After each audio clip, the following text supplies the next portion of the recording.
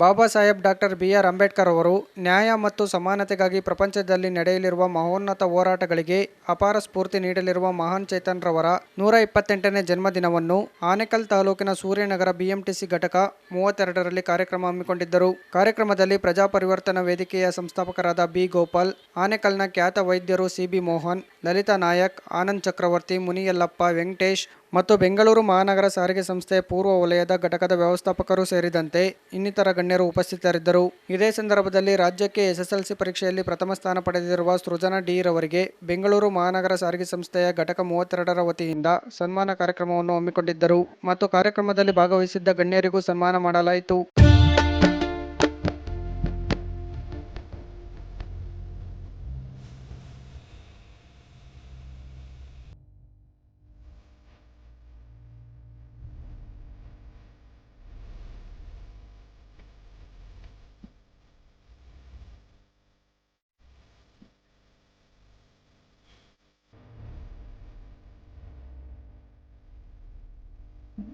ಬರಿ ಕತ್ತಲೆ ತುಂಬಿದೆ ಇಲ್ಲಿ, ನೀ ಬಂದೆ ಬೆಳಕ ಚೆಲ್ಲಿ. ಬರಿ ಕತ್ತಲೆ ತುಂಬಿದೆ ಇಲ್ಲಿ, ನೀ ಬಂದೆ ಬೆಳಕ ಚೆಲ್ಲಿ. ಅಂಬೇಡ್ಕರ ನಿಮ್ಮ ಹೆಸರ ಸ್ಮರಿಸುವೆ ದಿನವಿಲ್ಲಿ. ಅಂಬೇಡ್ಕರ ನಿಮ್ಮ ಹೆಸರ ಸ್ಮರಿಸುವೆ ದಿನವಿಲ್ಲಿ. ಅಪರೂಪದ ಸಾಹೇಬರನ್ನ ಯಾವ ರೀತಿಯಲ್ಲಿ ನೋಡಬೇಕು ಅಂತ ಹೇಳಿದ್ರೆ, ಅವರನ್ನು ಜಾತಿ ಹಿಡ್ಕೊಂಡು ನೋಡಬಾರ್ದು. ಅವರು ಯಾವ ಜಾತಿಗೆ ಸೇರಿದ್ರು ಅನ್ನೋದನ್ನು ನೋಡಬಾರ್ದು. ಈಗ ಬ್ರ್ಯಾಂಡ್ ಏನಾಗಿದೆ, ನೀವು ಎಲ್ಲೇ ಮಾತಾಡಿ ಅಂಬೇಡ್ಕರ್ ಸಾಹೇಬರು ಕೇವಲ SC/STಗಳ ಲೀಡ್ರು ಅಂತ ಪುಕಾರು ಮಾಡಿಬಿಟ್ಟಿದ್ದಾರೆ. ಅದೊಂದು ಇಡೀ ದೇಶದಲ್ಲೇ ಆ ಥರದ ಒಂದು ವ್ಯವಸ್ಥಿತವಾದ ಜಾಲ ನಡೀತಾ ಇದೆ. 395 ಸೆಕ್ಷನ್ಗಳು ಅಂಬೇಡ್ಕರ್ ಸಾಹೇಬ್ ಬರೆದಂಥ ಸಂವಿಧಾನ. ಅದರಲ್ಲಿ 8 ಅಧ್ಯಾಯಗಳಿತ್ತು. ಇದರಲ್ಲಿ SC/STಗಳಿಗೆ ಎಷ್ಟು ಸೆಕ್ಷನ್ಸ್ ಇದೆ ಅಂದರೆ ಒಂದೇ ಒಂದು, ಅದು ಆರ್ಟಿಕಲ್ 17. ಅದು ಬಿಟ್ಟರೆ ಆರ್ಟಿಕಲ್ 15/4, 16/4 ಏನಿದೆ ಇದು ಮೀಸಲಾತಿ, ಅದು ಎಲ್ಲ ಜಾತಿಯವರಿಗೂ ಸೇರಿಸಿ ಕೊಟ್ಟಿರೋದು ಅಂಬೇಡ್ಕರ್. ಅದನ್ನು ಸರಿಯಾಗಿ ಓದ್ಕೊಂಡಿಲ್ಲ ಜನ. ಅದರ ಅರ್ಥ ಏನು? 15/4 ಅರ್ಥ ಏನು ಅಂದರೆ, ಯಾವುದೇ ಸಂದರ್ಭದಲ್ಲಿ ಯಾವುದೇ ಒಂದು ಜನಾಂಗ ಹಿಂದುಳಿದಿರುವಿಕೆಗೆ ಒಳಪಟ್ಟರೆ ಅಂಥವ್ರಿಗೂ ಮೀಸಲಾತಿಯನ್ನು ಕೊಡಬೇಕು ಅಂತ. ಇದನ್ನು ಜಾಸ್ತಿ ಜನ ಓದ್ಕೊಂಡಿಲ್ಲ. ಇದು SC/STಗಳಿಗೆ ಮಾತ್ರ ಅಂತ ತಿಳ್ಕೊಂಡ್ಬಿಟ್ಟು SC/STಗಳಿಗೆ ಎಷ್ಟು ಪರ್ಸೆಂಟ್ ಇರೋದು? 22.5% ಮೀಸಲಾತಿ ಆಲ್ ಇಂಡಿಯಾ ಲೆವೆಲಲ್ಲಿ. ಕರ್ನಾಟಕದಲ್ಲಿ 18% ಇದೆ. ಅದು ಬೇರೆ ಬೇರೆ ರಾಜ್ಯಗಳಲ್ಲಿ ಬೇರೆ ಬೇರೆ ಪ್ರಪೋರ್ಷನಲ್ಲಿ ಇದೆ. ಅದು ಓವರಾಲ್ ಇಂಡಿಯಾದಲ್ಲಿ 22.5% ಆದರೆ, ವಿಶೇಷವಾಗಿ ಈ ದೇಶದಲ್ಲಿ ಹಿಂದುಳಿದ ಜಾತಿಗಳವರು 50% ಜನಾಂಗ ಇದೆ. ಅಂದರೆ ಭಾರತ ದೇಶದ ಜನಸಂಖ್ಯೆಯಲ್ಲಿ ಅರ್ಧ ಜನಸಂಖ್ಯೆ ಹಿಂದುಳಿದ ವರ್ಗದವರು ಇರೋದು. ಎಷ್ಟು ಜಾತಿಗಳೇ ಹಿಂದುಳಿದ ವರ್ಗಗಳಲ್ಲಿ ಅಂದರೆ 3478 ಜಾತಿಗಳಿದೆ.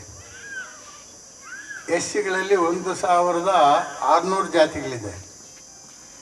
STಗಳಲ್ಲೇ 1100 ಜಾತಿಗಳಿದೆ. ನೀವು ಮುಸಲ್ಮಾನರಲ್ಲೂ ಜಾತಿಗಳಿಲ್ಲ ಅಂತ ತಿಳ್ಕೊಬೇಡಿ, 545 ಇದೆ. ಬ್ರಾಹ್ಮಣರಲ್ಲಿ 845 ಜಾತಿಗಳಿದೆ. 6ನೇ ಸೆಕ್ಷನ್ ಇದೆಯಲ್ಲ, ಬಹುಮುಖ್ಯವಾಗಿ ಭಾರತ ದೇಶದ ಪ್ರತಿಯೊಬ್ಬ ಪ್ರಜೆಗೂ ಅನ್ವಯಿಸುವಂಥ ಸೆಕ್ಷನ್. ಅದು ಎಜುಕೇಷನ್. ಅದನ್ನು ಸುಮಾರು ಜನಕ್ಕೆ ಗೊತ್ತೇ ಇರಲ್ಲ. ಈಗ ಯಾರಾದರೂ ಓದಿದ್ದಾರೆ ಅಂದರೆ ಅದು 46ನೇ ಸೆಕ್ಷನ್ ಪ್ರಕಾರನೇ.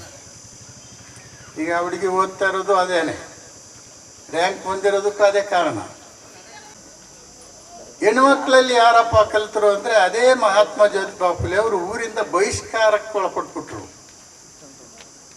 ಈ SC/STಗಳಿಗೆ ಶಾಲೆ ತೆಗೆದುಬಿಟ್ಟು ಊರಿಂದ ಆಚೆ ಓಡಿಸ್ಕೊಂಡು ಹೋದ್ಮೇಲೆ ತನ್ನ ಹೆಂಡತಿಗೆ ರಾತ್ರಿ ಹೊತ್ತು ಆಟವನ್ನು ಕಲಿಸ್ತಂಥವ್ರು. ಊರಿಂದ ಆಚೆ 3 ವರ್ಷ ಬಹಿಷ್ಕಾರಕ್ಕೊಳಪಟ್ಟು ಪೂನಾದಲ್ಲಿ ಒಬ್ಬ ಜಿಲ್ಲಾಧಿಕಾರಿನ ಭೇಟಿ ಮಾಡಿದ್ರು. ಜಿಲ್ಲಾಧಿಕಾರಿ ಅಂದರೆ ನಮ್ಮ ಜಾತಿ, ನಮ್ಮ ದೇಶದವರಲ್ಲ, ಒಬ್ಬ ಬ್ರಿಟಿಷ್ ಅಧಿಕಾರಿ, ಕಲೆಕ್ಟರ್ ಅಂತ ಹೇಳ್ತಾ ಇದ್ರಲ್ಲ ಅಲ್ಲಿ. ಆ ಕಲೆಕ್ಟರ್ ಮುಂದೆ ಇವರು ಇಂಗ್ಲೀಷಲ್ಲಿ ಮಾತಾಡಿದ್ರು, ಸ್ಟ್ಯಾಂಡರ್ಡ್ ಇಂಗ್ಲೀಷು.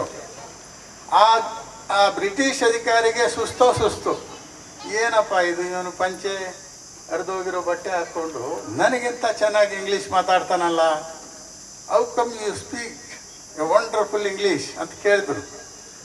ಅದಕ್ಕೆ ಅವ್ರು ಹೇಳಿದ್ರು, ನಾನು ಇಂಗ್ಲೀಷ್ ಮೀಡಿಯಮಲ್ಲಿ ಇಂಟರ್ಮೀಡಿಯೇಟಲ್ಲಿ ಫಸ್ಟ್ ಕ್ಲಾಸ್ ಬಂದೆ, ನಾನು ಓದಿದ್ದಕ್ಕೇ ಬಹಿಷ್ಕಾರ ಹಾಕಿದ್ರು, ಶಾಲೆ ತೆಗೆದಿದ್ದಕ್ಕೆ ಬಹಿಷ್ಕಾರ ಹಾಕಿದ್ರು ಅಂತ ಹೇಳಿದ್ಮೇಲೆ ಅವ್ರಿಗೆ ಕೆಲಸ ಕೊಟ್ಟರು, ಅಲ್ಲಿ ಕಾಂಟ್ರಾಕ್ಟ್ ಕೆಲಸ.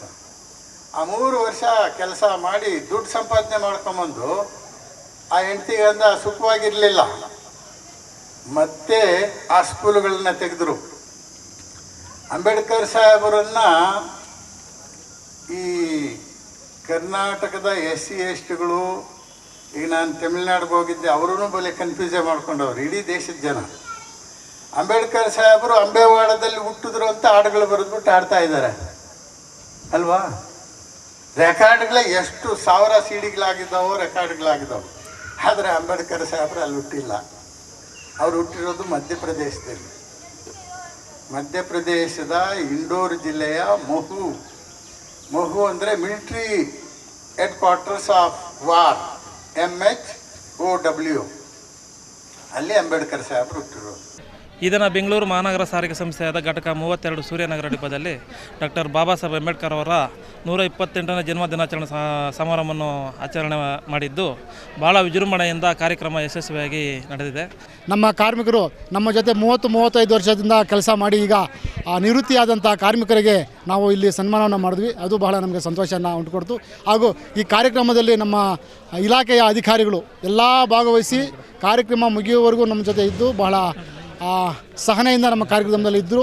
ಈ ಜಯಂತ್ಯೋತ್ಸವವನ್ನು ಹಮ್ಮಿಕೊಂಡಿದ್ದು ವಿಶೇಷವಾಗಿ ಈ ಎಲ್ಲ ಸಿಬ್ಬಂದಿ ವರ್ಗದವರು, ನಮ್ಮ ಡಿಪೋ ಸಿಬ್ಬಂದಿ ವರ್ಗದವರು ಮತ್ತು ಎಲ್ಲ ಕಾರ್ಮಿಕ ಸಿಬ್ಬಂದಿ ವರ್ಗದವರು ತುಂಬ ಸಪೋರ್ಟ್ ಮಾಡ್ತಾ ಕಾರ್ಯಕ್ರಮ ಮಾಡೋದಕ್ಕೆ ತುಂಬ ಯಶಸ್ವಿಯಾಗಿ ನಡೆಸ್ಕೊಟ್ಟಿದ್ದಾರೆ.